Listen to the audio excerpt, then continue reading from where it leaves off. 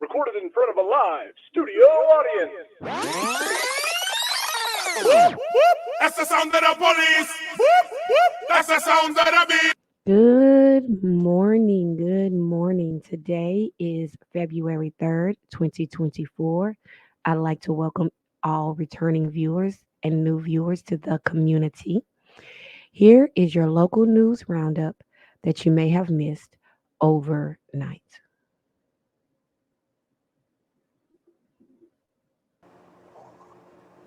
Outside of a Cobb County high school was just denied bond. Atlanta News First, Bridget Spencer, live from the Cobb County Jail. And Bridget, this was this teenager's first court appearance since the shooting.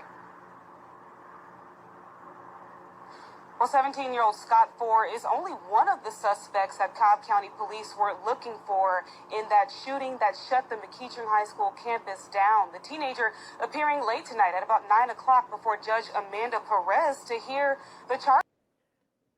The person that is the suspect in this particular case is the young man, not the one with the white looking t-shirt underneath his prison uniform. It's the one that's kind of sitting there to the right of the guy with the mask. Now he, at 17 years old, is there with all those other people who are waiting to be adjudicated. He's a 17-year-old kid. And if you want to find out a little bit more about this particular student, this is why we always tell you here at the community, you need to be very careful about the associations and the actions of your children. He's getting ready to tell you what he lost by choosing to associate with the people that he did and the actions that he took outside of a high school. Charges that he's facing. He faces 2 counts of aggravated assault and possession of a weapon in or near a school. Now, Cobb County Police and several other agencies raced to the scene yesterday. They say after watching a fight happen in the McEachern parking lot, Scott Ford pulled out a gun and shot 2 people. Now, those 2 people are expected to be okay. Ford pleaded to get out of jail tonight to tend to his personal matters. Take a listen. I'm still trying to graduate. I want to walk across the stage. I don't want to get my GED. And my girlfriend is currently 3.5 months pregnant with my child right now. We're supposed to move into an apartment. I want to be there. That's all. Of course he doesn't want to be there. Of course he doesn't want to be there. No one wants to be incarcerated. Incarceration is horrible. But he didn't think about that when he saw his little friends getting into a fight. He brought a weapon onto the campus where he goes to school. And then he fired that weapon at someone else's children. And now he's going to get in front of the judge and share facts that no one else knew, basically, other than his close associates and friends and family, that he has a pregnant girlfriend. He was trying to do right by her and get an apartment. He wants to graduate, so that means his grades are probably decent enough for him to get him across the stage. But yet his associations are probably going to cost him time in an adult state prison. Please watch who your children associate with, or then they'll end up hanging out with people like the person in this story. Why would you do something An this stupid? Amazon delivery driver tried to take off with the puppy. Tarika Current says her daughter noticed the driver luring the dog into his delivery truck. She captured this video right here of her getting the dog back out of the truck before then calling police. He literally told me that the dog was pretty, that he would love to have a puppy, but I wasn't thinking he was going to take my puppy.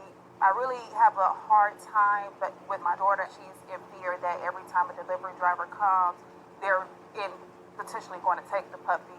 In a statement, Amazon said, It's a dog. You are on your job at work with the ability to earn the money that you need to get whatever you want. But now you're going to find yourself with no job. And good luck using that particular job to get the next job, because you're going to need one, because nobody can eat air, custard, and wind pudding. And you can't even use that last job as a reference because you were fired for cause for stealing from one of your customers. Now, it's one thing to open up people packages or not deliver them or throw them across the fence or some of the other silly stuff we see. But you would try to steal a family pet. See, and that is what leads to situations like we're getting ready to see next in the next 2 clips. These are high-speed chases, but they're ones that we're not highlighting for the reason that people just usually kind of watch these high speed chases because they just want to see how the person is going to crash out. We're going to view these videos from the point of view of the community and what could have been done to prevent what happened in both of these situations. The first one is absolutely bizarre. I've never seen how insane that is, that you are a burglary suspect on a high speed chase, but now you got to hit the button for the gate at your apartment complex. There was no forethought or plan in the crime that was committed here. So now you went from being a burglary suspect with maybe a few charges, depending on your criminal record, that you might have beat. Now you got a whole SWAT standoff at your location. What do you think the police are going to respond? What do you think the prosecutors and the DAs are going to respond with? What do you think citizens are going to respond with when this is the footage that's played in court? There's no way on earth that this could possibly be a good idea.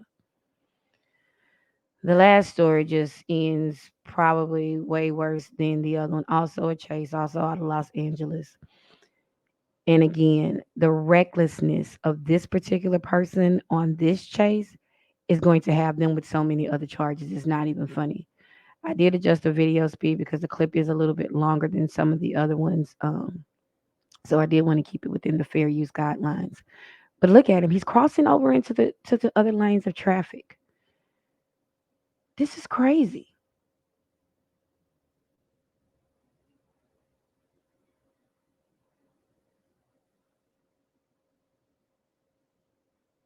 This is absolutely crazy.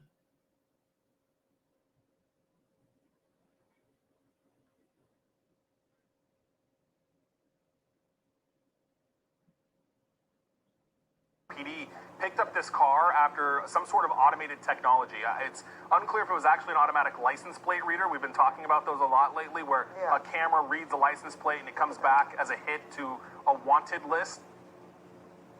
Something of that nature occurred. Yeah. So all of this, and that's why I kind of sped up the video a little bit so we can kind of just look at all of the charges he is picking up as he is driving along behind probably what was a couple tickets.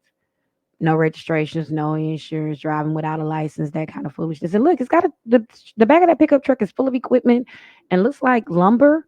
So this is once again a person who probably has a job who decided to make one of the worst decisions. Look at this. This is crazy. They can charge him for every single person that he has almost sideswiped. Every single car that he hit. He almost earlier in the chase has been going on probably I think like 30, 45 minutes at this point when the people pick it up. He swiped the 18-wheeler. Got caught between the 18-wheeler and look at this. He's going to jump over the median, down the opposite way, all into oncoming traffic.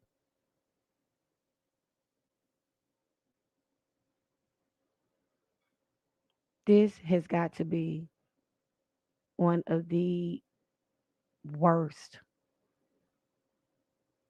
Thankfully, no one was injured. He almost hit several people on bicycles. And now let's look at the way this insanity ends. This was just absolutely. The 105. Yeah, they did back off a little bit. We'll keep a wide shot here for a second and see if we could see Ontario PD coming into the show. Whoa, look at this! Wow, onto the off-roading now. Off-roading off of the embankment here. Why are they doing this? They're going to puncture their tires or do some serious damage to this vehicle. I don't think this is a 4x4. This car romping into the dirt. Wow. He's going to lose control here. Get the vehicle stuck. Not sure what is the strategy here. And there's so crazy. And there's Ontario PD right here at the edge of the I think this is the San Gabriel River that we might be going down. So now we are off of the roadway through a fence. What are they going to do now? I think the vehicle's going to get stuck in the mud, trying to open the door, but the fence giving them trouble. And there they go. And there they go. Y'all, we have got to do a better job of talking to our young people about the choices they're making. We have to do a better job of talking to our family and our friends about making sure that they are not hanging out with people and in places that will cause them to be incarcerated at some point. That is what is going to happen if they continue to make the choices that they are making. So I hope you enjoyed our very brief daily news roundup for this morning.